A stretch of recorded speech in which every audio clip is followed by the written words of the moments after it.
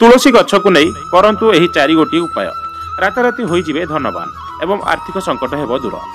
हिंदू धर्म रे तुलसी गछ को पवित्र और पूजनीय माना जाइछि। तुलसी गछ को देवी लक्ष्मी स्वरूप बोली माना जाइथाय।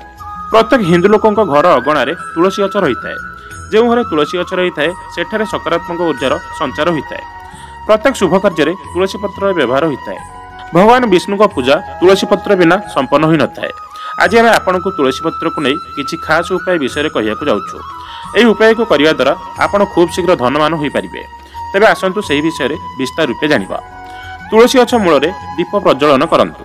सकाळ और संध्या समय तुलसी गछ मूल घीर दीप जलैवा अत्यंत शुभ होता है। एभली करने द्वारा देवी लक्ष्मी कृपा दृष्टि आपण परिवार उपरे पड़िଥାଏ। आपण को आर्थिक संकट मुक्ति मिलता है। कारोबार रे सफलता प्राप्त होता है। क्यारियर रे प्रगति होता है। भगवान विष्णु को अर्पण करंतु तुलसी पत्र। जदि आपण निज घरे शालग्राम रखी पूजा अर्चना करुछंती ताहले प्रत्येक दिन शालग्राम को स्नान कराइबा समय रे पानी रे 2टी तुलसी पत्र पकई दियंतु। कहया को बोले शालग्राम हेउची भगवान विष्णुकर अवतार। एभली करिया द्वारा धन प्राप्ति होइथाय एवं भगवान विष्णुकर विशेष कृपा दृष्टि पड़िथाय। धन भंडार घरे रखंतु तुलसी पत्र। गोटे लाल कपड़ा रे तुलसी पत्र को रखी बांधि दियंतु।